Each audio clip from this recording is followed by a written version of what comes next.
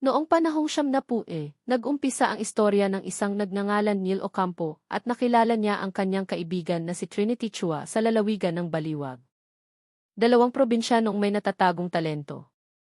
Alam mo ang sabi ng nanay ko, ako daw mag-aangat sa buhay ng aking pamilya. Ang nasabi ni Neil kay Trinity habang nakatayo sa ilalim ng puno. Ganon din sinabi ng magulang ko, di ko alam kung matutuwa ako o kung ano man ang mararamdaman ko. At least hindi ako ikakasal sa taong di ko kilala sa ngalan ng negosyo. Ang sabi ni Trinity na nakaupo at nakasandal sa ilalim ng puno. Ang dalawa ay tumitig sa kalayuan at sabay sinabi. Ito na ang huling araw na magkakasama tayo. Tama ang inyong nadinig, nung araw na iyon ay ang huling araw nila sa panahon na iyon na magkakasama. Si Trinity ay aalis papuntang Canada samantala naman si Neil ay mananatili sa Pilipinas.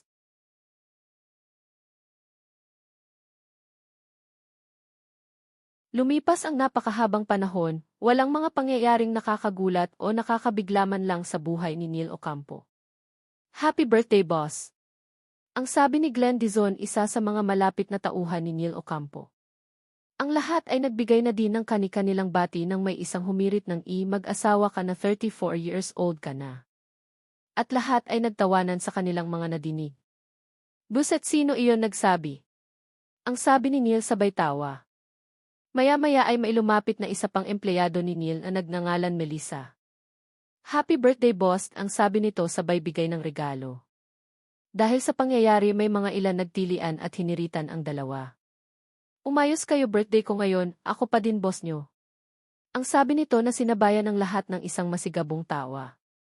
Natapos ang gabi na ito na lahat ay tuwang-tuwa at masaya. Si Neil na lang ang natira sa opisinang kanyang pinaghirapan. Tumingin-tingin ito panandalian sa lugar at sa huling inom ay tila ba nagtuos pa ito sa kanyang sarili.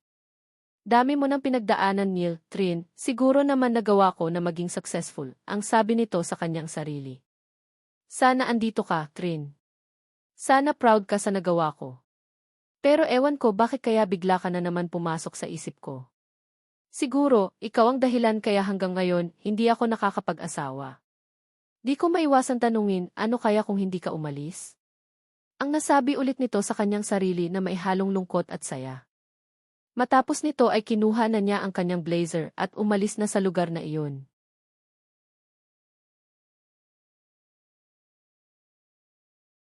Sumakay si Neil sa kanyang sasakyan at bago mag-drive ay may tumawag pa. Hello, yes? Hey Derek, how are you? I'm fine. Thank you very much for the greetings. See you soon. Ang kanyang nasabi sa kanyang kausap. Walang ya kahit sa Thailand alam ng birthday ko, posting is real, great job Soft Meddi. Ang sabi nito sabay tawa. Agad niyang tinignan ang page ng kanyang kumpanya sa Thailand at doon niya ay kanyang nakita ang kanyang mukha at siya ay binabati. Nyahaha, teka, ngayon lang nila malalaman kung sino ang may-ari ng company na yan.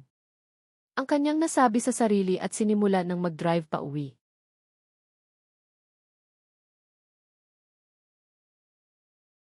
Samantala, dahil sa pag-post ng company ni Neil, ay may isang taong muling nakita ang kanyang mukha.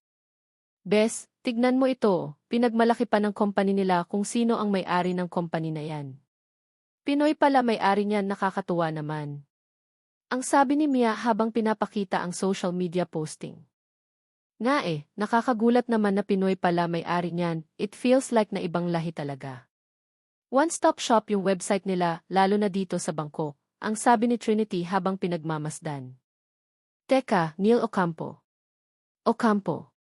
Neil. Yes, Seth, imposible, pero it might make sense kung magawa niya, henyo din yun ang nasa isip ni Trinity. Unti-unti nang nilamon ng kanyang isipan si Trinity at biglang bumalik sa kanyang alaala si Neil. Naalala niya ang kanilang mga samahan na nagbigay ngiti sa kanyang labi. Kung ikaw nga ito, I am really proud of you. Grabe ka. Ang nasa isip ni Trinity habang tinititigan ang mukha ni Neil. Hindi na namalaya ni Trinity na titig na pala ito sa phone ni Mia at kanina pa siya tinatawag. Hello, Earth to Trinity, hello. Nabubugak ka na naman ba? Ang sabi ni Mia ng paulit-ulit. Maya-maya pa ay unti-unti nang nadidinig ni Trinity ang kanyang sinasabi at tila ito ay nahimasmasan. Waa. Sorry lumutang ako hahaha. Pagod lang siguro ito, bes. Ang sabi ni Trinity nang ito ay matauhan na. Grabe titig mo ha, over yan. Over talaga. Ang sabi nito. Tara na nga, grabe ka sa akin, bes. Ang sabi ni Trinity at sinimulan na nilang lumakad muli.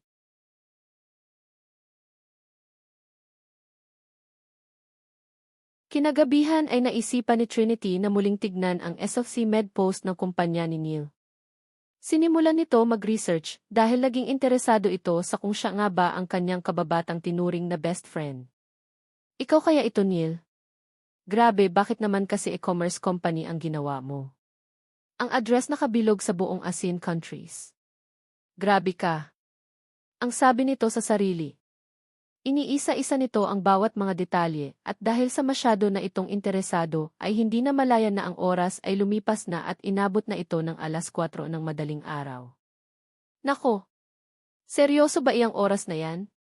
Nako! Tignan mo rin yung oras doon, 6 pa lang. Teka, kanina pa 6. Nako, hindi gumagana yung orasan. O hindi, mag-umaga na. Nako, anong oras na? Wala pa akong tulog. Ang nasabi ni Trinity na halatang sobrang natataranta.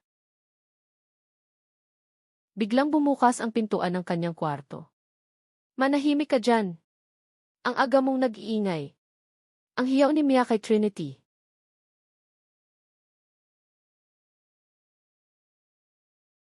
Ano ba pinaggagawa mo, bes? Halos wala kang tulog. Ang sabi ni Mia kay Trinity habang sila ay nakaupo at kumakain ng almusal. Sorry, bes. Hay nako. Ito kasi yun, yung taong nasa picture yung pinakita mo. Ang sabi ni Trinity habang hawak ang tinapay niyang pinalamanan ng strawberry jam at peanut butter. O ano meron dun sa tao na yun? Ang sabi ni Mia na halatang naiintriga. Grabe titig mo, bes, sa akin. Mukhang sasagap ka ng mga chismis at ikakalat mo sa madlang people. Ang sabi bigla ni Trinity na napaatras. Pasensya, yung best friend ko. Imagine magkukwento about a male, guy, a human person other than female. Hindi ka ba maiintriga at ipagkakatago-tago ko? Ang sabi ni Mia na muntik pang mapaamin. Madudulas ka na sa gusto mo talagang sabihin eh. Ewan ko sa iyo. Ang sabi ni Trinity na tila naaasar. Hindi, kwento mo na, bes. Maya-maya aalis na naman tayo at makikipag-meeting tayo sa isa na namang movie production para dun sa project ng company natin. Ang sabi ni Mia na tila ba ginagamit pa ang pagiging busy nila as hostage para sabihin na. Sige, nasasabihin ko na kailangan kita 100% pa naman. Ang sabi ni Trinity kay Mia. Game. Ang sabi ulit ni Mia na tila ba handang makinig sa isang bedtime story. Okay, yung lalaki nga na yun. Mukhang kilala ko, hindi ko pa ma-confirm kasi nga bata pa lang kami noon. Kilala ko siya from 5 years old hanggang maging teenager na kami. Kaya lang di ba nga lumipad kami ng magulang ko papuntang Canada, kaya nawalan kami ng communication. Ang sabi nito kay Mia na seryosong kinukwento ang kanyang nakaraan. Oh my goodness. It's a sign, bes. It's a sign. Kung tingin mo siya yun, baka nga. Pero paano mo naman nasabi na siya yun? Ang sabi ni Mia. Sa pangalan at mukha nito. Pero dahil yun nga lang ang aking patunay ay hindi ko din masigurado. Ang sabi ni Trinity na maihalong lungkot. Basta bes, kung ano man iyon suportado kita, huwag ka lang manggigising ng taong wala pa din tulog. Ang sabi nito ulit kay Trinity.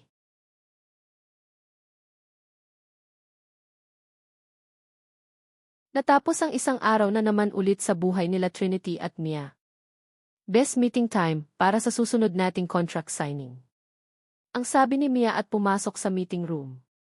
Maya-maya ay sumunod na si Trinity, ngunit napaharap ito kay Mia na may napakalaking ngiti sa kanyang bibig.